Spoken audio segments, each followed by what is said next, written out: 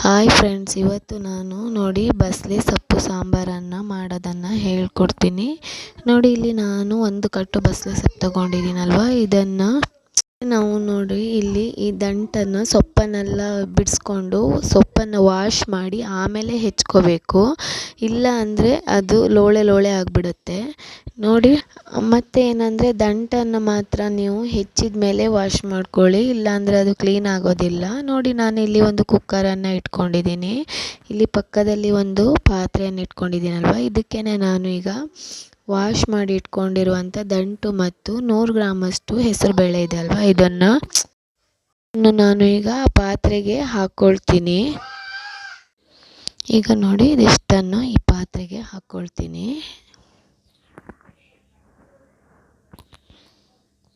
ನಾನು ದಂಟನ್ನು ಅಡಿಗಡೆ ಹಾಕ್ಕೊಂಡಿದ್ದೀನಿ, ಆಮೇಲೆ ಸೊಪ್ಪನ್ನು ಮೇಲ್ಗಡೆ ಹಾಕ್ಕೊಳ್ತೀನಿ. ಯಾಕಂದರೆ ಅದು ಅವಾಗ ಚೆನ್ನಾಗಿ ಬೇಯ್ತದೆ ದಂಟು. ಇಲ್ಲಿ ದಂಟು ತುಂಬ ಚೆನ್ನಾಗಿ ಬೇಯಬೇಕು, ಯಾಕಂದರೆ ಅದು ಸ್ವಲ್ಪ ಹಸಿ ಹಸಿ ಇದ್ದರೆ ಸಾಂಬಾರು ಅಷ್ಟು ಚೆನ್ನಾಗಿ ಬರೋದಿಲ್ಲ. ಅದಕ್ಕೋಸ್ಕರ ನಾನು ಕುಕ್ಕರಲ್ಲೇ ಬೇಯಿಸ್ಕೊತೀನಿ.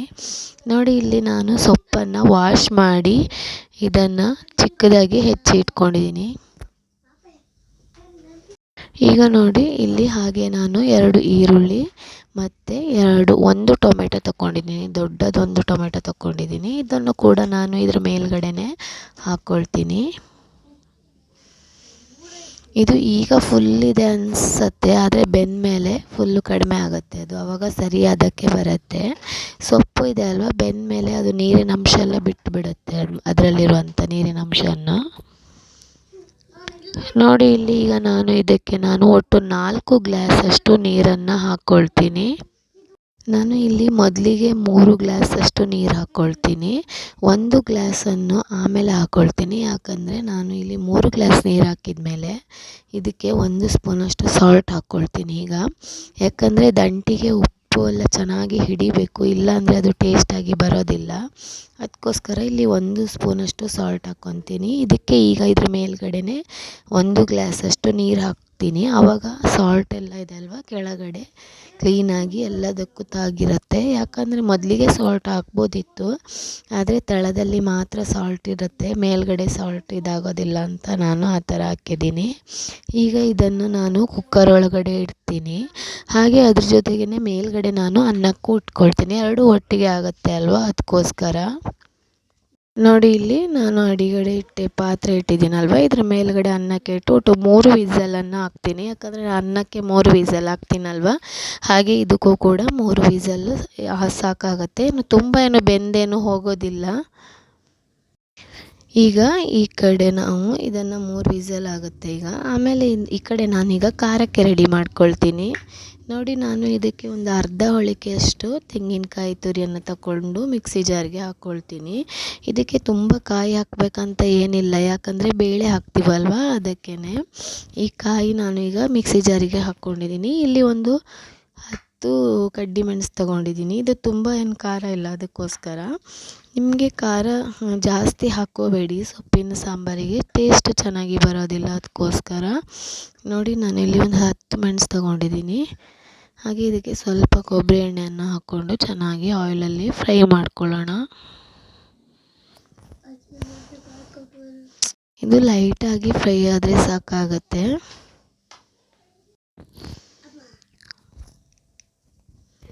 ಈಗ ನೋಡಿ, ಇದು ಇದೆ ಅಲ್ವಾ, ಚೆನ್ನಾಗಿ ಆಯಿಲಲ್ಲಿ ಹುರ್ಕೊಳ್ತೀನಿ ನಾನು. ತುಂಬ ಹೊತ್ತಿಸ್ಬೇಕಂತ ಏನಿಲ್ಲ, ಲೈಟಾಗಿ ಫ್ರೈ ಆದರೆ ಸಾಕಾಗುತ್ತೆ. ನೋಡಿ, ಇದು ಆಲ್ಮೋಸ್ಟ್ ಆಗಿದೆ. ಈಗ ಇದನ್ನು ನಾನು ಮಿಕ್ಸಿ ಜಾರಿಗೆ ಹಾಕ್ಕೊಳ್ತೀನಿ.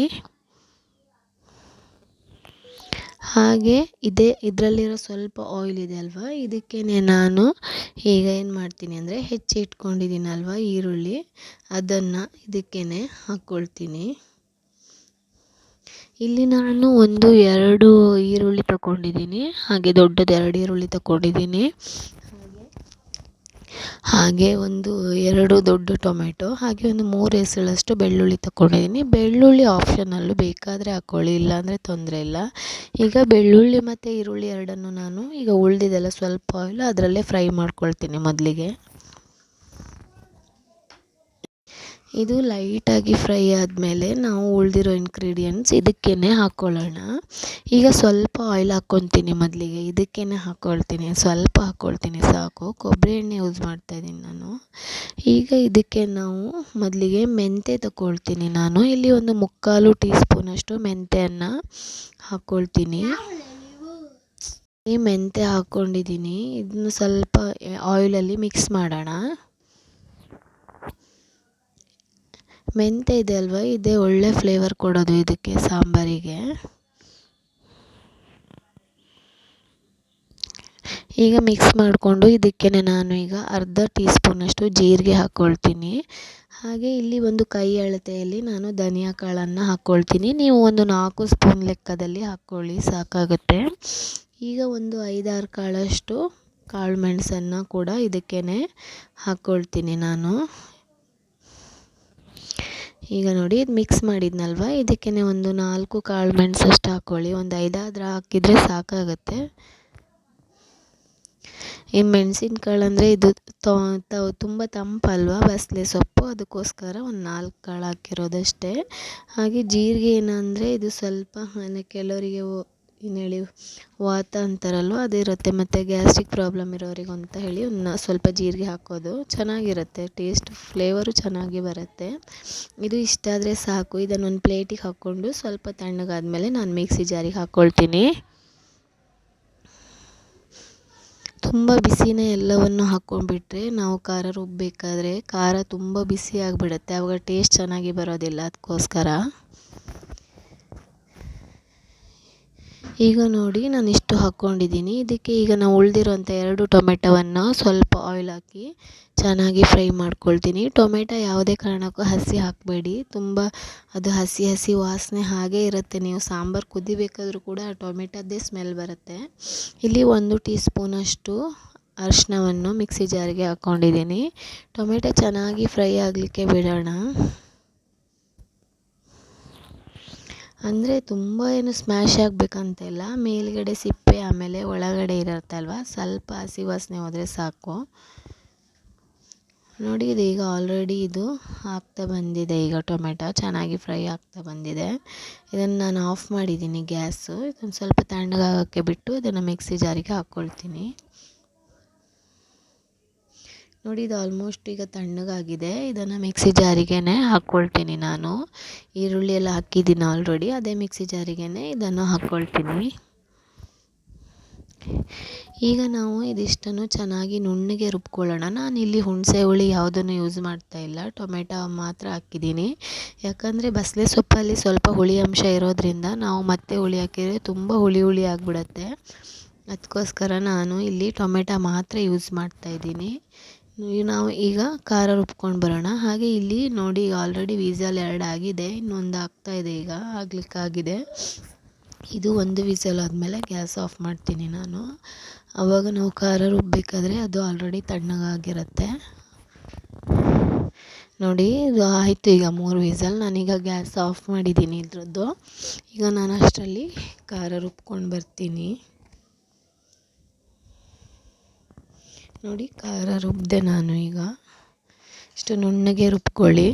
ನೋಡಿ, ಇದು ವಿಸಲ್ ಕೂಡ ಎಳೆದಿದೆ. ಮೇಲ್ಗಡೆ ಅನ್ನಕ್ಕೆ ಇಟ್ಟಿದ್ದೆ ನಾನು. ತೋರಿಸ್ತೀನಿ ನೋಡಿ, ಈಗ ಅನ್ನವನ್ನು ಕೆಳಗಡೆ ಎತ್ತಿ ಇಟ್ಕೊಳ್ತೀನಿ. ನೋಡಿ, ಈಗ ತೋರಿಸ್ತೀನಿ ಎಷ್ಟು ಚೆನ್ನಾಗಿ ಬೆಂದಿರುತ್ತೆ ಅಂತ. ನೋಡಿ, ಸೊಪ್ಪೆಲ್ಲ ಫುಲ್ಲು ಕೆಳಗಡೆ ಹೋಗಿದೆ ಅಲ್ವಾ, ಎಷ್ಟು ಚೆನ್ನಾಗಿ ಬೆಂದಿದೆ ನೋಡಿ. ಎಲ್ಲವನ್ನು ಕೂಡ ಇನ್ನು ತುಂಬ ಸ್ಮ್ಯಾಶ್ ಆಗಲಿಲ್ಲ ಯಾವುದು ಕೂಡ. ತೋರಿಸ್ತೀನಿ ನೋಡಿ ನಿಮಗೆ. ನೋಡಿ ಅಲ್ವಾ, ನಾನು ನೀರೆಲ್ಲ ಕರೆಕ್ಟಾಗಿ ಹಾಕಿದ್ದೀವಿ. ಹಾಗೆ ಖಾರ ನೀವು ರುಬ್ಕೋಬೇಕಾದ್ರೆ ತುಂಬ ತೆಳುವಾಗಿ ರುಬ್ಕೋಬೇಡಿ, ಆಮೇಲೆ ಎಷ್ಟು ನೀರು ಬೇಕು ನೋಡಿ ಹಾಕ್ಕೋಬೋದು. ನೋಡಿ, ಬೇಳೆ ಅಂತೂ ತುಂಬ ಚೆನ್ನಾಗಿ ಬೆಂದಿದೆ, ದಂಟು ಮತ್ತು ಬೇಳೆ ಎಲ್ಲ ಎಷ್ಟು ಚೆನ್ನಾಗಿ ಬೆಂದಿದೆ ಅಲ್ವಾ. ಅದಕ್ಕೋಸ್ಕರ ನಾನು ಕುಕ್ಕರಲ್ಲೇ ಇಟ್ಟೆ. ಈಗ ನಾನು ಇದನ್ನು ಈ ಪಾತ್ರೆಗೆ ಹಾಕ್ಕೊಳ್ತೀನಿ. ನಾವು ಆಲ್ರೆಡಿ ಖಾರ ಹುರಿದಿದ್ದೀನಲ್ಲ, ಅದೇ ಪಾತ್ರೆಗೇ ಇದನ್ನ ಹಾಕ್ಕೊಳ್ತೀನಿ. ಇದು ಆಯಿಲ್ ಸ್ವಲ್ಪ ಇದೆ, ತೊಂದರೆ ಇಲ್ಲ, ಅದಕ್ಕೆ ಹಾಕ್ಕೊಳ್ತೀನಿ. ನೋಡಿ, ಎಷ್ಟು ಚೆನ್ನಾಗಿ ಬೆಂದಿದೆ ಅಲ್ಲ.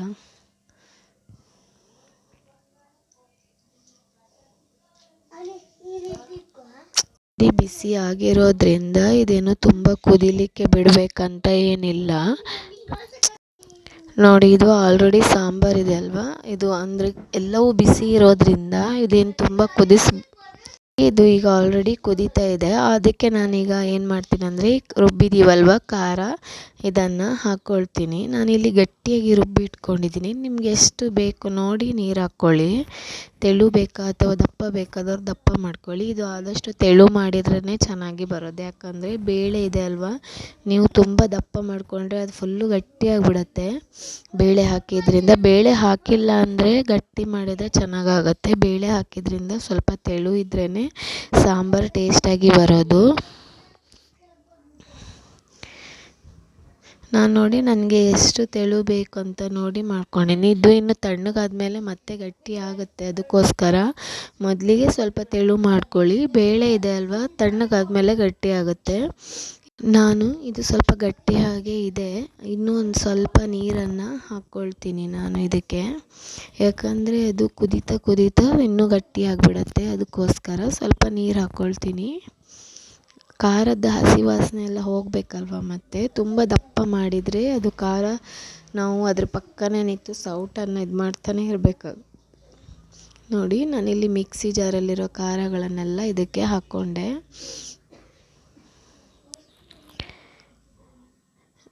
ನಿಮಗೆ ಎಷ್ಟು ಹದ ಬೇಕು ನೋಡಿ ಮಾಡ್ಕೊಳ್ಳಿ. ಈಗ ನಾನು ಇದಕ್ಕೆ ಆವಾಗಲೇ 1 ಸ್ಪೂನ್ ಸಾಲ್ಟ್ ಹಾಕಿದ್ದೀನಿ. ಈಗ ಮತ್ತೆ ನಾನು ಇದಕ್ಕೆ ಎಷ್ಟು ರುಚಿಗೆ ಬೇಕು ನೋಡಿ ಸಾಲ್ಟನ್ನು ಹಾಕ್ಕೊಳ್ಳಿ. ನಾನಿಲ್ಲೀಗ ಮತ್ತೆ 1 ಸ್ಪೂನಷ್ಟು ಸಾಲ್ಟನ್ನು ಹಾಕ್ತೀನಿ. ನಿಮಗೆ ಟೇಸ್ಟಿಗೆ ನೋಡಿ ಸಾಲ್ಟ್ ಹಾಕ್ಕೊಳ್ಳಿ. ನೋಡಿ, ಈಗ ಚೆನ್ನಾಗಿ ಮಿಕ್ಸ್ ಮಾಡ್ಕೊಳ್ಳೋಣ. ನೋಡಿ, ಇಲ್ಲಿ ನಾನು 1/4 ಭಾಗದಷ್ಟು, ಅಂದರೆ ಈ ಬೆಲ್ಲ ಥರ ಬರುತ್ತಲ್ವ, ಆ ಬೆಲ್ಲದಲ್ಲಿ 1/4 ಭಾಗದಷ್ಟು ಹಾಕಿದ್ದೀನಿ ಬೆಲ್ಲ. ನೀವು ಬೇಕಾದರೆ ಹಾಕ್ಕೊಳ್ಳಿ, ಆಪ್ಷನಲ್ಲಿ. ಟೇಸ್ಟ್ ತುಂಬ ಚೆನ್ನಾಗಿ ಬರುತ್ತೆ ಬೇಳೆ ಹಾಕಿದ್ರಿಂದ, ಅದಕ್ಕೋಸ್ಕರ ಚಿಕ್ಕ ಪೀಸ್ ಒಂದು ಬೆಲ್ಲ ಹಾಕಿದ್ದೀನಿ. ಈಗ ಲಿಡ್ ಕ್ಲೋಸ್ ಮಾಡಿ ನಾವು ಸ್ವಲ್ಪ ಕುದಿಲಿಕ್ಕೆ ಬಿಡೋಣ.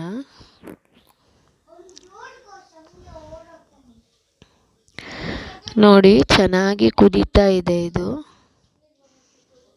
ಈಗ ಒಂದು ಸರಿ ಕ್ಲೀನಾಗಿ ಎಲ್ಲ ಮಿಕ್ಸ್ ಮಾಡೋಣ. ಅದು ಗೊತ್ತಾಗುತ್ತೆ, ಖಾರದ ಹಸಿ ವಾಸನೆ ಇದೆ ಅಲ್ವಾ, ಅವೆಲ್ಲ ಹೋಗಬೇಕು, ಅದು ಸ್ಮೆಲ್ ಬರಬಾರ್ದು ಖಾರದ್ದು.